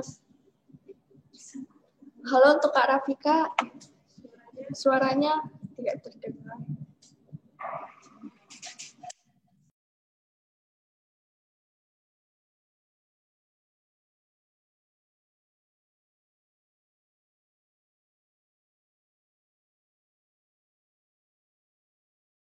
Oh, sudah masuk. On mic. Oke, silakan langsung dilanjutkan. Maaf Kak, ini tadi keputus. Oke, saya lanjutkan. Terkait dengan akreditasi. Jadi memang hanya sekitar 96 perguruan tinggi saja yang sudah mendapatkan akreditasi A. Jadi bisa dinilai bahwa rasionya cukup jauh, dari 5.000 hanya sekitar 96 yang sudah mendapatkan akreditasi, termasuk SDE Perbana Surabaya. Nah, tidak hanya terkait dengan akreditasi, mungkin Kak Rafika ingin membahas lebih detail terkait dengan akreditasi. Kenapa kalian harus memilih perguruan tinggi yang memiliki akreditasi dan lain sebagainya. Namun karena memang ini terbatas waktu, jadi Kak Rafika sedikit menyimpulkan saja. Mungkin kalian bisa search terkait dengan manfaat dan lain sebagainya terkait dengan akreditasi. Nah, tidak hanya terkait dengan akreditasi, SDE Perbana Surabaya juga memperoleh beberapa penghargaan lain. Yang pertama adalah menjadi sekolah tinggi terbaik versi Kemenristekdikti tahun 2018-2019, kemudian ranking 67 dari 4.613 perguruan tinggi se-Indonesia tahun 2019, dan mendapatkan anugerah kampus unggul, satu-satunya sekolah tinggi di Jawa Timur yang mendapatkan anugerah kampus unggul. Nah, jadi bisa dinilai bahwa SDE Perbana Surabaya sudah bukan menjadi perguruan tinggi yang main-main seperti itu. Nah, tidak hanya terkait dengan penghargaan teman-teman, SDE Perbana Surabaya juga mempunyai beberapa fasilitas, yaitu yang pertama adalah mempunyai laboratorium based learning, di mana di sini laboratorium SDE Perbana Surabaya sudah dilengkapi peralatan IT dan aplikasi yang canggih di bidang manajemen, perbankan, dan akuntansi. Tidak hanya itu, laboratorium SDE Perbana Surabaya juga sudah dijadikan rujukan bagi beberapa SMA dan juga beberapa universitas di Jawa Timur. Nah, terkait dengan laboratorium based learning ini, nanti ketika kalian kuliah di SDE Perbana Surabaya, kalian tidak hanya fokus pada di kelas saja, namun kalian juga akan mempelajari beberapa hal terkait dengan pengetahuan nantinya melalui praktek. Nah, diwadahinya oleh sebuah laboratorium. Nah, tidak hanya terkait dengan laboratorium, di SDE Perbana Surabaya juga fokus pada pertumbuhan pengembangan mahasiswa melalui bimbingan kepribadian dan pelatihan kepemimpinan, contohnya adalah SSM atau Super Soft Skill Mentoring. Jadi memang di SDE Perbana Surabaya itu sangat mengedepankan namanya soft skill atau kepribadian yang positif seperti itu. Jadi memang di SDE Perbana Surabaya kalian tidak hanya dituntut dalam arti tidak hanya sekedar fokus pada nilai saja, namun juga fokus pada soft skill, di mana soft skill tersebut bisa kalian kembangkan dari beberapa program kegiatan yang dilaksanakan atau diadakan oleh organisasi mahasiswa, tapi juga secara internal kampus. Kemudian program-program yang diselenggarakan oleh pihak kampus seperti itu. Jadi jangan khawatir kalau di SDE Perbana Surabaya itu kekurangan namanya kegiatan untuk bersosialisasi, untuk bisa mengembangkan passion kepribadian, itu tidak. Jadi sangat banyak sekali program atau kegiatan yang bisa kalian ikuti nantinya. Jadi bisa dipastikan bahwa nantinya akan sangat banyak pengalaman dan juga terkait dengan pengembangan mahasiswa ini yang bisa kalian dapatkan. Nah, selanjutnya yaitu practical relevance, di mana di sini mahasiswa diberikan kesempatan untuk menerapkan pengetahuan yang diperoleh ke dalam dunia kerja nyata melalui program magang. Jadi memang kalau di SDE Perbana Surabaya, fokus program magang itu ada di D3, namun bukan berarti S1 tidak boleh. Tidak diwajibkan, namun sangat disarankan. Karena memang nantinya diharapkan ketika mahasiswa-mahasiswi ini terjun dalam arti masuk di dunia magang, pastinya akan sangat banyak pengalaman, kemudian terkait dengan pengetahuan dan lain sebagainya yang bisa didapatkan seperti itu, dan juga pastinya akan bisa belajar terkait dengan dunia kerja secara nyata. Nah, untuk Kak Rafika, waktunya kurang 5 menit lagi ya Kak. Oke, ya baik. Nah, ini ada professional certification terkait dengan sertifikasi bahwa SDE Perbana Surabaya juga sudah bekerja sama dengan beberapa lembaga, yaitu terkait dengan sertifikasi dan juga international exposure, di mana di sini STI Perbana Surabaya juga memberikan kesempatan untuk mahasiswa-mahasiswinya bisa memperoleh pengalaman internasional dalam bentuk kuliah di kampus luar negeri. Jadi karena memang STI Perbana Surabaya tidak hanya fokus pada nasional, namun juga internasional, bersaing secara global. Nah, selanjutnya yaitu program studi, teman-teman. Memang STI Perbana Surabaya ini home base-nya adalah ekonomi dan bisnis. Jadi ada beberapa di sini program studi, yaitu ada S1 Manajemen, S1 Akuntansi, Ekonomi Syariah, D3 Perbankan Keuangan, D3 Akuntansi, dan juga S2 Magister Manajemen. Nah, masing-masing mempunyai konsentrasi yang berbeda-beda. Jadi, semisal adalah manajemen, di mana konsentrasinya ada di bidang manajemen perbankan, manajemen keuangan, manajemen pemasaran, dan juga manajemen sumber daya manusia. Nah, mohon maaf banget Kak Rafika nggak bisa jelasin secara detail karena waktunya terbatas.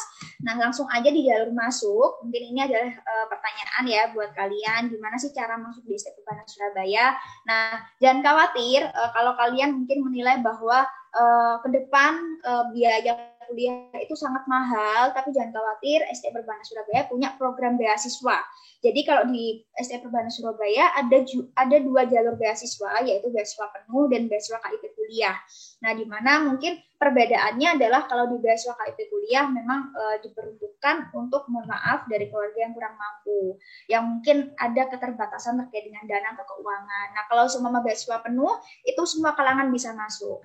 Nah, untuk beasiswa KIP kuliah memang dipersyaratkan untuk mempunyai kartu KIP kuliah. Namun kalau misal kartu KIP-nya secara fisik ini belum jadi, nah, kalian bisa menyertakan pendaftarannya, surat pendaftarannya. Nah, untuk beasiswa penuh dan beasiswa KIP kuliah memang ditutup 22 Februari besok. Jadi mungkin masih ada waktu kalian untuk bisa daftar. Untuk beasiswa penuh atau beasiswa KIP kuliah ini pendaftarannya gratis, jadi nggak ada ruginya buat kalian ikut.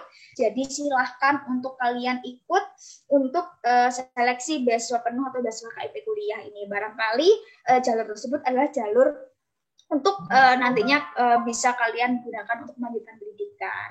Nah, ada juga jalur undangan, di mana di sini jalur undangan ini adalah jalur tanpa tes. Jadi kalian tidak perlu bersaing, kalian hanya menggunakan nilai rapot dan akan mendapatkan keuntungan juga, yaitu 75% potongan uang gedung. Dan namun ini hanya untuk 50 pendaftar ulang pertama, memang dibuka sampai 30 April, tapi kalau misal kuota 50 pendaftar ulang itu sudah penuh, kami bisa menutup sewaktu-waktu. Jadi misal kalau kalian ingin daftar dua jalur sekaligus, kalian nggak mau melewatkan jalur undangan, atau mungkin kalian juga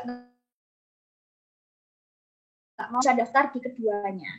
Ada jalur reguler juga, reguler tes dan bebas tes. Ini bedanya adalah jalur bebas tes ini sama dengan jalur undangan, namun tidak ada potongan. Jadi biayanya udah normal. Nah, kalau misal dari nilai persyaratan rapotnya di bawah ketentuan, kalian masuknya di jalur reguler tes.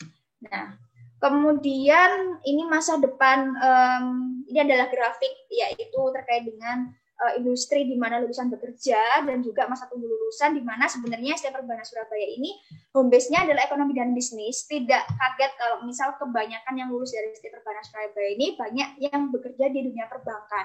Namun jangan khawatir kalau misal kalian ingin bekerja di sektor non perbankan, sektor lainnya seperti retail, keuangan non bank, pemerintahan, manufaktur dan lainnya, kalian bisa banget. Jadi tidak hanya fokus pada dunia perbankan. Dan juga grafik masa tunggu lulusan di STI Perbana Surabaya ini banyak banget yang bilang kalau lulusan dari STI Perbana Surabaya ini cepat banget untuk bekerja. Benar banget, karena lulusan dari STI Perbana Surabaya ini kurang dari 3 bulan setelah lulusan, itu 61% itu sudah diterima di dunia kerja. Nah, karena memang ada beberapa hal terkait dengan perkuliahan, kemudian program-program dan lain sebagainya. Mungkin ini Kak Rafika nggak bisa jelasin, tapi mungkin bisa jadi pertanyaan kalian. Jadi nanti Kak Rafika bisa jelasin lebih lanjut. Kemudian di sini pengguna lulusan memang kebanyakan dari dunia perbankan. Kemudian ini kabar alumninya juga ada beberapa profil di mana yang seperti Kak Rafika tadi bilang bahwa tidak hanya fokus pada dunia perbankan, namun juga ada yang menjadi wirausaha. kemudian di perusahaan manufaktur, di luar negeri, di sektor kesehatan dan lain sebagainya. Nah, oke, ini adalah jalinan kerjasama yang dilakukan oleh STI Perbana Surabaya, baik kerjasama nasional maupun internasional. Kemudian, nah, sudah selesai. Mungkin ini Kak Rafika share terkait dengan nomor kontak person dari STI Perbana Surabaya, bisa melalui nomor kantor, kemudian nomor WA. Jadi nanti nomor WA ini adalah nomor hotline STI Perbana Surabaya, dan juga email yaitu SPMB dan juga Humas. Jadi ini Kak Rafika akan share di room chat. Oke. Nah, ini adalah sekilas terkait dengan presentasi yang bisa Kak Rafika sampaikan hari ini. Barangkali mungkin ada pertanyaan yang bisa kalian ajukan terkait dengan presentasi yang sudah Kak Rafika sampaikan. Silahkan kalian bertanya melalui langsung atau mungkin bisa ditulis di room chat. Oke, itu saja yang bisa Kak Rafika sampaikan. Saya kembalikan ke admin. Silahkan. Oke, terima kasih Kak Rafika untuk waktu dan sudah memberikan info. Buat teman-teman yang mau bertanya, bisa langsung kirim format di room chat Zoom.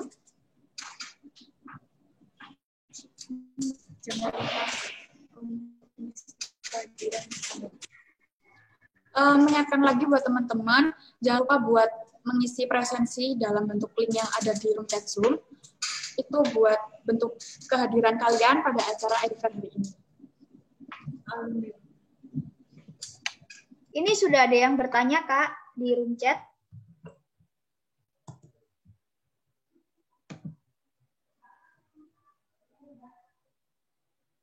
Halo, Kak. Ini masih ke-mute kakaknya.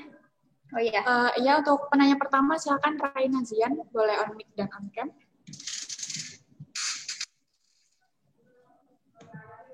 Pak 12.3 izin bertanya. Untuk jalur masuk beasiswa sendiri, apakah ada syarat khusus? Itu saja, terima kasih. Oke, baik. Terkait dengan syarat khusus untuk masuk di jalur beasiswa, memang ada beberapa syarat. Jadi memang terkait dengan persyaratan berkas. Jadi nanti di jalur beasiswa ini, baik beasiswa penuh atau beasiswa KIP kuliah, ini untuk seleksinya jadi satu. Jadi nanti tergantung kalian kalian memilih jalur masuk beasiswa penuh atau beasiswa KIP kuliah.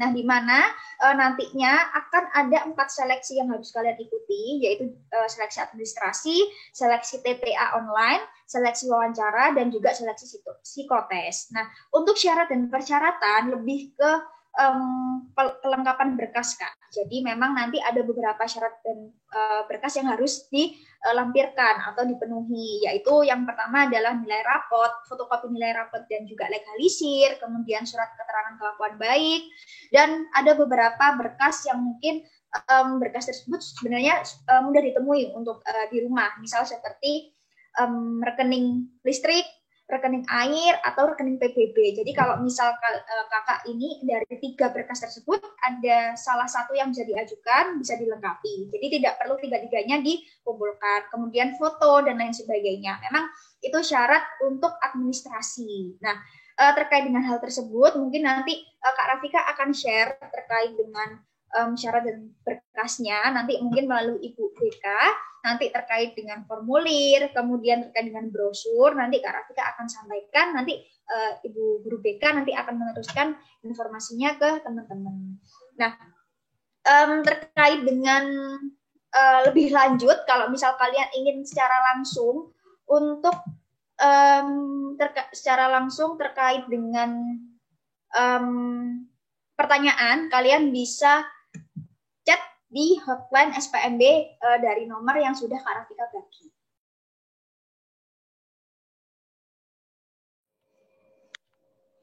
Selamat pagi. Sebelumnya saya ucapkan Assalamualaikum warahmatullahi wabarakatuh. Mohon izin memperkenalkan diri, nama saya Nita Farus Subagia dari Politeknik Penerbangan Surabaya. Di sini saya sebenarnya ada teman saya satu lagi, cuman mungkin masih dalam perjalanan untuk bergabung ke Zoom ini.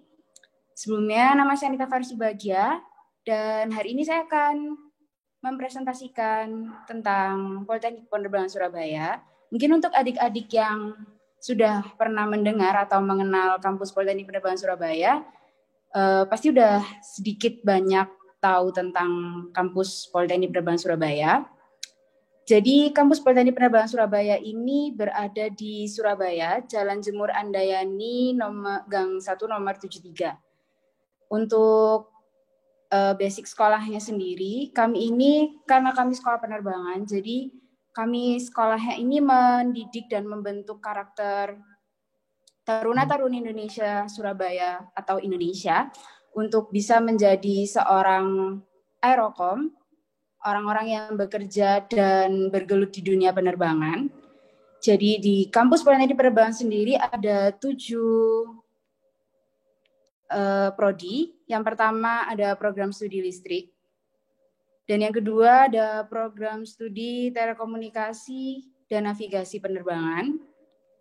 Yang ketiga ada program studi TPU atau teknik mesin pesawat udara. Yang keempat ada program studi lalu lintas udara. Ini adalah salah satu program studi yang sangat berkaitan dengan control movement of aircraft di udara. Dan yang keempat yang kelima ada program studi komunikasi penerbangan yang memberikan informasi dan mengirimkan seluruh informasi kepada stasiun yang ada di Indonesia. Jadi tugasnya kayak mengirim pesan, meng-cancel pesan, memberikan informasi tentang cuaca maupun tentang bandara tersebut ke seluruh stasiun penerbangan. Selanjutnya ada program studi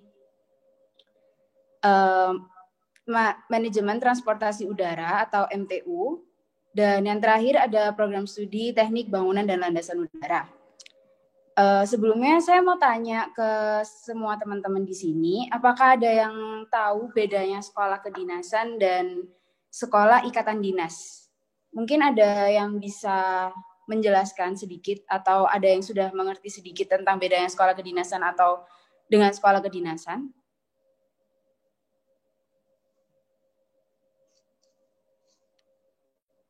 Jadi bedanya sekolah kedinasan dengan sekolah ikatan dinas, kalau sekolah ikatan dinas itu dia biasanya setelah lulus dia akan langsung bekerja ke instansi negeri, jadi langsung jadi PNS.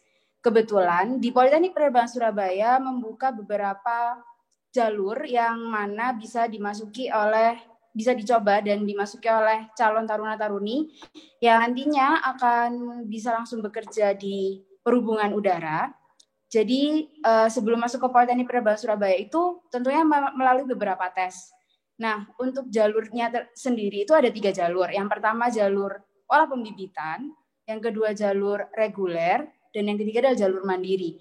Jalur reguler dan mandiri ini sama. Maksudnya mungkin yang membedakan hanya namanya aja ya, reguler dan mandiri. Cuman sebenarnya itu sama. Karena nanti setelah lulus dari Politeknik Penerbangan Surabaya tetap ada wadah untuk menampung kita, ya tentunya di bandara kerjanya atau di tempat yang berhubungan dengan perhubungan udara. Namun kalau di mandiri dan reguler ini biasanya kami itu setelah lulus nunggu open recruitment dari Angkasa Pura, Airnav ataupun UPBU, tapi kalau misalnya di pola pembibitan setelah lulus, insya Allah kami langsung ditampung di Dinas Perhubungan Udara. Sebelumnya saya perkenalkan dulu teman saya. Selamat siang, perkenalkan nama saya Wahyu Prabowo. Saya dari jurusan Komunikasi Penerbangan, sama seperti Anita. Saat ini saya sedang on the job training di Bandara Udara Tambulaka. Mungkin dilanjut dulu materinya. Jadi berhubungan dengan yang saya jelaskan tadi, untuk masuk ke Politeknik Penerbangan ada 3 jalur yang dapat dilalui, yakni pola pembibitan, mandiri, dan reguler. Kebetulan saya masuk di Politeknik Penerbangan melalui jalur mandiri, dan rekan saya masuk di Politeknik Penerbangan melalui jalur pola pembibitan.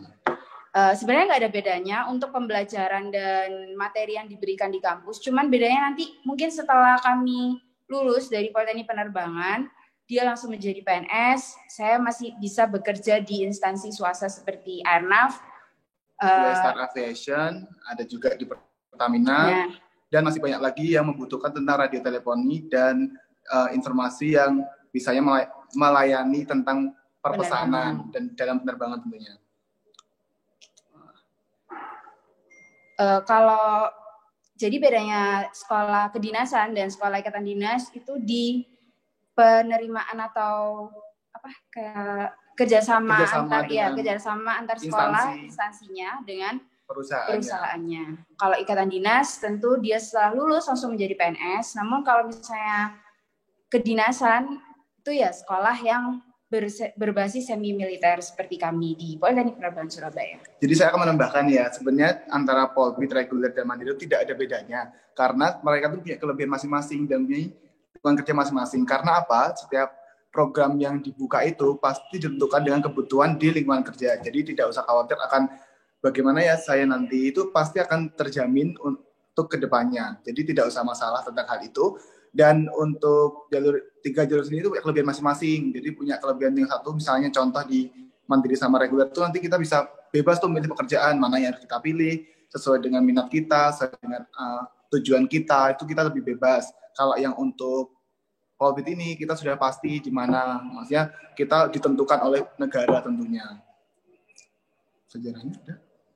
Belum cuma Baik, saya akan selanjutnya membahas tentang sejarah Politeknik Penerbangan Surabaya. Pada tahun 1989 itu menurut dengan nomor SK Menteri ya pada tahun nomor KM 22 itu mengenai pembentukan Balai Diklat Balai Diklat Penerbangan yang khusus itu diperuntukkan untuk pegawai ASN Perhubungan. Jadi mereka yang menjadi pegawai ASN Perhubungan disekolahkan lagi di Balai Pendidikan dan Pelatihan Penerbangan Surabaya ini. Hal itu berjalan selama kurang lebih 10 tahun lalu berkembang lagi menjadi Akademi Teknik dan Keselamatan Penerbangan. Hal itu menjadikan dia menerima taruna dari luar, jadi non PNS itu diterima dengan lulusan D2. Setelah itu mereka akan diteruskan lagi untuk D3-nya biasanya dilanjutkan di STPI Curug. Lalu pada tahun 2014 akan berubah menjadi tatarannya menjadi ATKP Surabaya yang menerima jurusan D3 yaitu D3 Listrik, TPU, baru hanya 2 itu saja. Lalu pada tahun 2016-17 itu tambah D3 LLU, D3 KP, D3 TPL. Lalu berkembang lagi pada tahun 2017 akhir itu menjadi Politeknik Penerbangan Surabaya yang seluruh program studinya itu merupakan D3 semua. Jadi dari TPU, TLB, TNU, LLU, KP, dan TBL itu semuanya D3. Lanjut, bagaimana apa sih visi dan misi dari Politeknik Surabaya itu sendiri? Mungkin Mbak Anita mau jelasin? Jadi visi dari Politeknik Penerbangan itu sendiri menjadikan perguruan tinggi vokasi yang unggul, menghasilkan lulusan yang kompeten di bidang penerbangan, serta mampu bersaing secara nasional dan global. Dan untuk misinya sendiri menyelenggarakan pendidikan vokasi di bidang penerbangan sesuai dengan aturan dan Tridharma Pengaturan Tinggi untuk memenuhi standar kompetensi baik nasional maupun internasional, menyelenggarakan pendidikan vokasi di bidang penerbangan sesuai dengan Tridharma Perguruan Tinggi untuk memenuhi standar kompetensi baik internasional maupun nasional, menciptakan sumber daya manusia yang prima, profesional, dan beretika, menciptakan iklim akademik yang mampu mewujudkan visi Politeknik Penerbangan Surabaya, dan yang terakhir menyelenggarakan dan mewujudkan Tridharma Perguruan Tinggi di Indonesia. Lalu bagaimana sih jalur dari alur pendaftaran untuk sendiri masuk ke Politeknik Penerbangan Surabaya? Pasti ada 3 jalur nih. Nah, pasti ada beda kan? Itu apa? Untuk yang reguler sama pola pembibitan itu dalam satu sistem lini web. Jadi yang pertama kalian akan mendaftar di dikdin.bkn.go.id. Maka di situ kalian harus masukkan NIK kalian dan harus mendaftarkan NIK dan password. serta email untuk membuat akun. Setelah itu kalian menunggu dulu verifikasi email, lalu akan mendapat sebuah ID sama verifikasi password itu sendiri. Setelah itu kalian melengkapi swafoto menggunakan kartu tadi yang pendaftaran itu, diupload, lalu dilanjutkan dengan mendaftar mengisi biodata yang ada seperti nama, alamat, data orang tua, sekolah yang dipilih, lalu jurusan apa yang dipilih, lalu lokasi tes di mana itu penting sekali karena tempat verifikasi dan lain-lain kita harus ditentukan di awal. Mungkin dari pengalaman kami saat kami masih menjadi calon taruna, dari pendaftaran, karena sebelum saya masuk di jalur mandiri, saya juga sudah pernah mencoba di jalur pola pembibitan, dan belum rezeki saya di sana, jadi saya tidak diterima di pola pembibitan.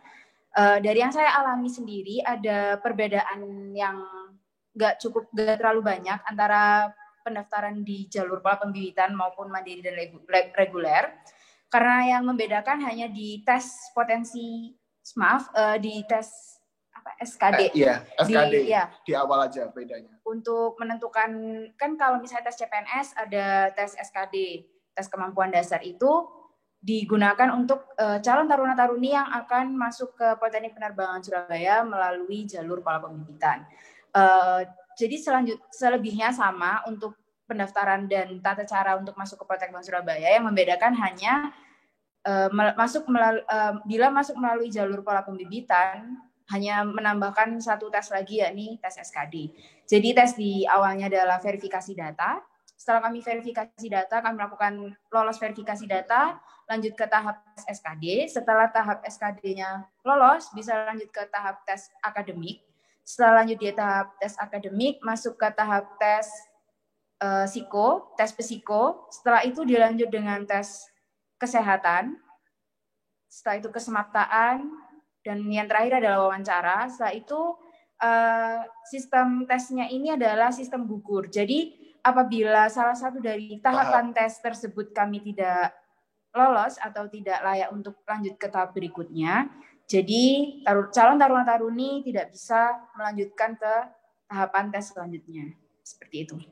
Oke, jadi saya menambahkan untuk tes, kalian harus penting memperhatikan tesnya. Untuk tes TKD itu sendiri itu terdiri dari tes kewawasan kebangsaan, tes karakteristik pribadi, dan tes intelijensi umum. Intelijensi umum itu seperti matematika dasar, seperti logaritma dasar. Untuk tes kewawasan kebangsaan seperti Pancasila dan Undang-Undang Dasar. Untuk yang tes karakteristik pribadi, mungkin teman-teman adik-adik semua bisa lihat di Google dan lain-lain, karena itu banyak sekali yang tesnya itu lumayan menjebak. Jadi kalian tipsnya harus hati-hati selama di situ. Untuk TPA sendiri dari jurusan teknik terdapat pelajaran bahasa Inggris, matematika, dan fisika. Untuk pelajaran seperti jurusan Soshum itu yang seperti komunikasi penerbangan itu terdapat 2 matkul, yaitu matematika dan bahasa Inggris. Kesehatannya kan? Untuk kesehatan dan itunya. Oh ya, untuk tes kesehatan itu di-check up semuanya, dari mulai ujung rambut sampai ujung kaki, dari mulai mata, indera penciuman, terus semuanya diteskan. Jadi kenapa sih susah banget buat masuk ke sekolah-sekolah yang seperti ini? Karena emang negara membutuhkan orang yang memiliki fisik yang prima, memiliki keunggulan yang lebih di antara yang lainnya.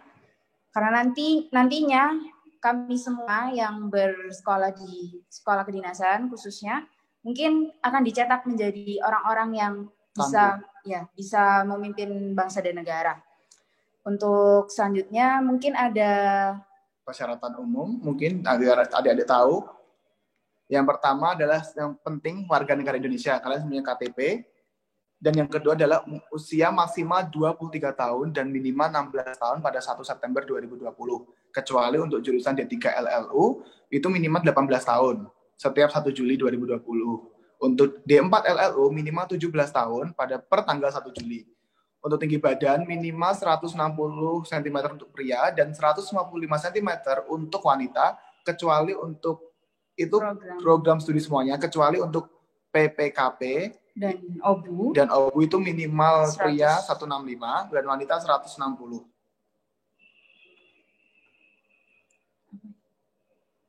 Nah, mungkin dilihat. Baca. Selanjutnya adalah berbadan sehat, tidak cacat fisik mental, dan bebas HIV/AIDS serta narkoba. Karena itu salah satu faktor penting agar kita lolos ke tahapan selanjutnya dalam kesehatan.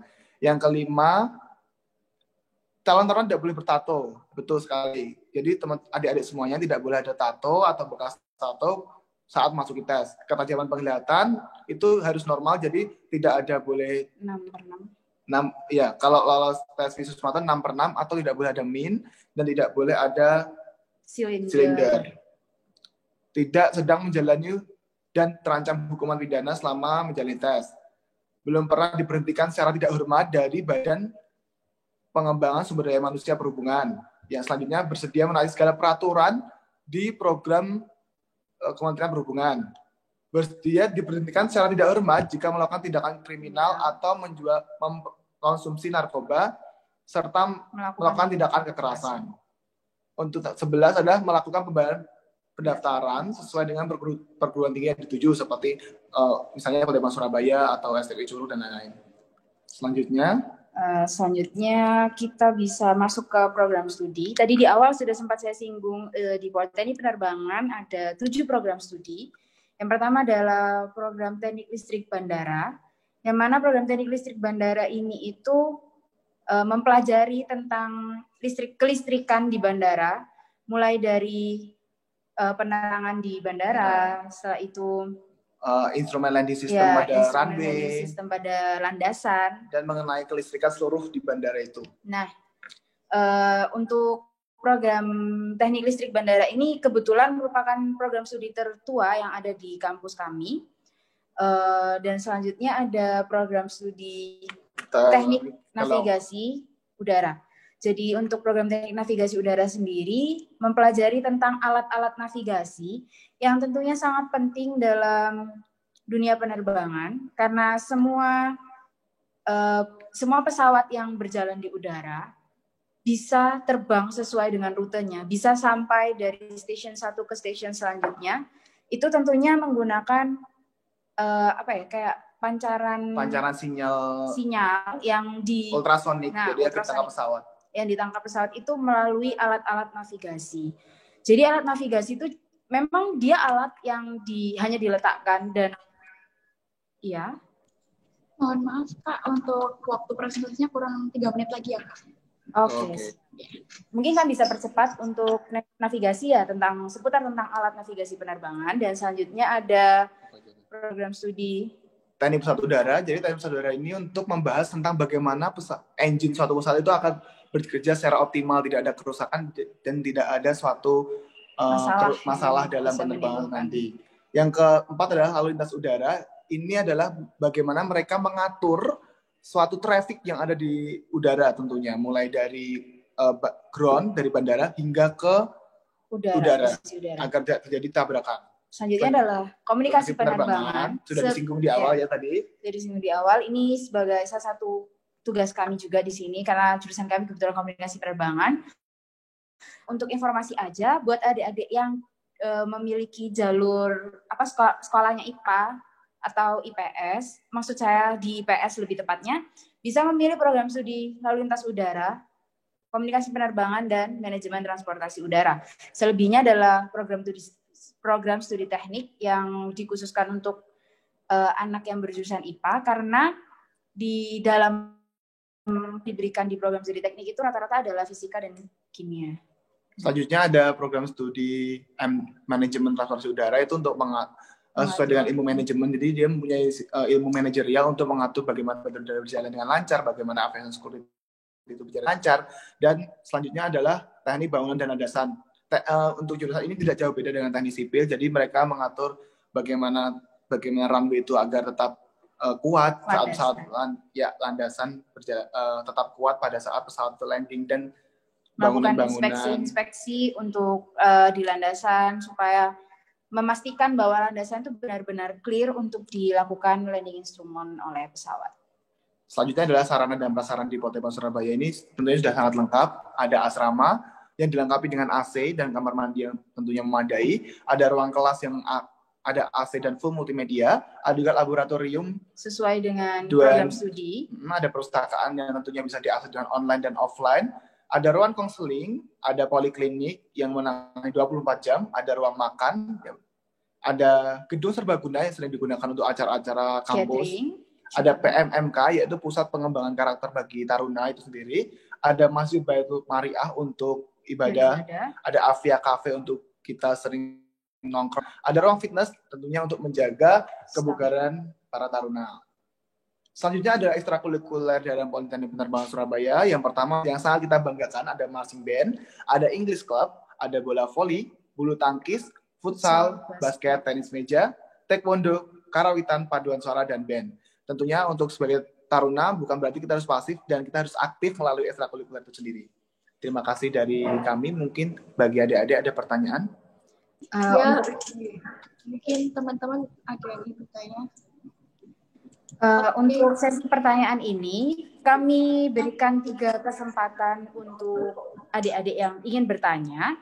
Dan mungkin setelah pertanyaan dijawab, mungkin bisa memberikan nomor handphonenya ke kami ya, dan nama lengkap dari kelas apa juga. Mungkin nanti ada door prize. Ya, ada sedikit hadiah dari kami buat 3 orang pertama yang ingin bertanya. Dipersilakan untuk adik-adik yang mau bertanya. Ya, silakan. Ini ada dari Uswatul Hasanah, bisa langsung on cam dan on mic. Langsung aja bertanya.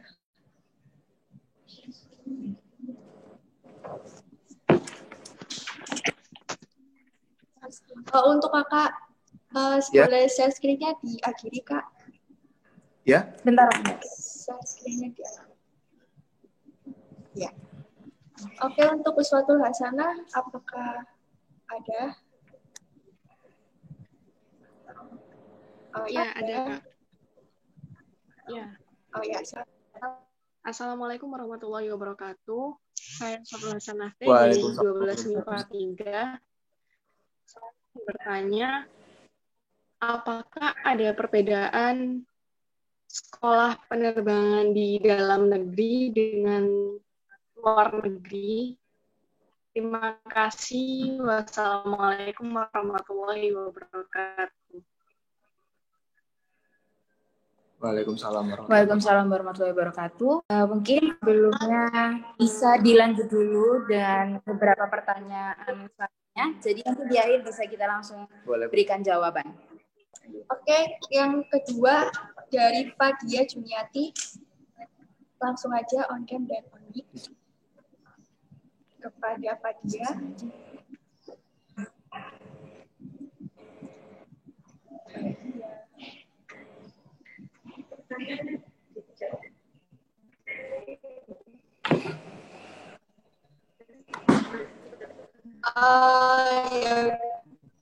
Langsung aja pertanyaan dari Fadia Juniati. Assalamualaikum warahmatullahi wabarakatuh. Waalaikumsalam warahmatullahi wabarakatuh. Waalaikumsalam warahmatullahi wabarakatuh. Apa ada kendala dan bagaimana cara menghadapinya? Dan apakah ada pengalaman yang bisa di-sharing itu mungkin bisa jadi pelajaran kita? Sebelumnya bisa diulang pertanyaannya karena kami tidak bisa mendengar dengan jelas pertanyaan yang diberikan. Apa ada kendala yang terjadi dan bagaimana cara menghadapinya? Dan apakah ada pengalaman yang bisa di-sharing gitu untuk biar kita bisa tahu gitu bagaimana kalau misalnya Poltek Bank itu apa aja gimana gitu. Oke, siap. Sejauh ini terima kasih untuk pertanyaannya. Untuk pertanyaan terakhir mungkin ada yang mau ditanyakan lagi dari salah satu peserta.